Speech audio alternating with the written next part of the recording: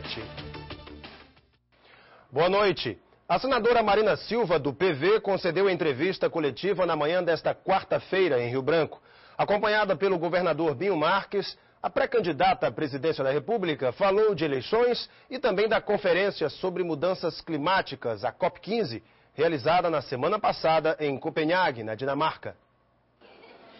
A senadora Marina Silva chegou ao encontro que reuniu pastores e membros de diversas denominações religiosas, acompanhada do governador Binho Marques. Ela agradeceu pela presença e em entrevista falou sobre a COP15, a conferência sobre mudanças climáticas ocorrida na Dinamarca e a pré-candidatura à presidência da República. Segundo ela, o Brasil poderia ter cumprido um papel mais importante na costura de um acordo que amenizasse os efeitos climáticos. Infelizmente, os chefes de Estado não fizeram o dever de casa antes de ir para Copenhague e não tiveram capacidade de liderar um processo que levasse a uma resposta para essas três questões fundamentais. Saiu uma declaração genérica e a solução do problema foi adiada para a COP16 no México. Os Estados Unidos foi a grande decepção, senadora? Eu acho que não dá para pegar um em particular. Dos mais de 100 líderes que estavam lá, todos decepcionaram. E decepcionaram porque não fizeram o dever de casa antes. Até mesmo o Brasil, que levou uma meta, só levou uma meta porque teve pressão da sociedade brasileira. Até 4 meses atrás, o Brasil não queria assumir uma meta. Foi graças ao esforço da comunidade científica, das ONGs, do setor do empresariado de vanguarda e a conjuntura política que obrigou o Brasil a ir para Copenhague com metas.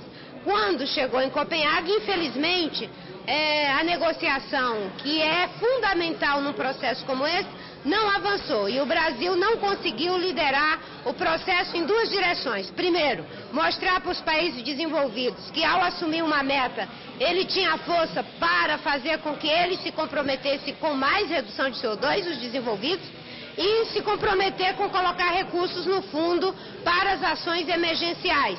Ao se recusar a aportar recursos no fundo, como fez a ministra Dilma Rousseff, enfraqueceu a posição brasileira, tanto junto aos países desenvolvidos quanto junto aos países emergentes.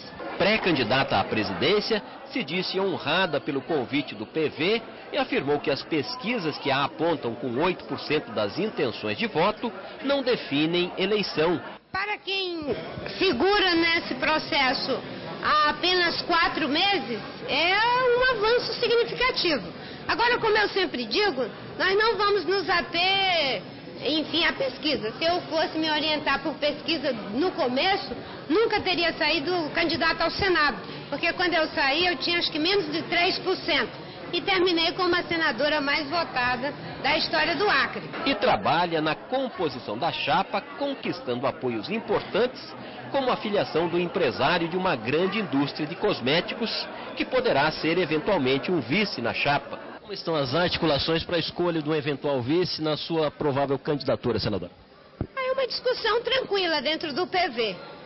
Existem algumas pessoas que têm colocado com muita ênfase o nome do empresário Guilherme Leal. Eu mesma fiz um esforço pessoal para que ele se filiasse e obviamente que essa filiação do Guilherme no PV tem sim a intenção política de que ele possa vir a compor a chapa na condição de vice. Mas isso também será decidido junto com a decisão que tomaremos no início do ano que vem. Ao contrário da senadora, o governador Binho Marques elogiou a posição do Brasil na COP15 e disse que pela primeira vez estariam em palanques diferentes. Mas a amizade com a senadora não será abalada. O Brasil fez o dever de casa, chegou em Copenhague dizendo, olha, reduzimos o desmatamento ao menor índice dos últimos 20 anos, isso a gente deve muito à Marina, o período que foi ministra, e mesmo como senadora antes de ser ministra, a legislação e a adequação do Brasil aos novos tempos. Então o Brasil chegou bem, já que as emissões de carbono da floresta equivalem mais de 50% no caso do Brasil. E o Brasil também chegou com metas aprovadas pelo Congresso. A situação do Brasil era completamente confortável perante os outros países, o que deu uma liderança para o presidente Lula tentar fazer um acordo e uma negociação que infelizmente não foi possível. Mas o presidente Lula, ele foi o destaque da conferência.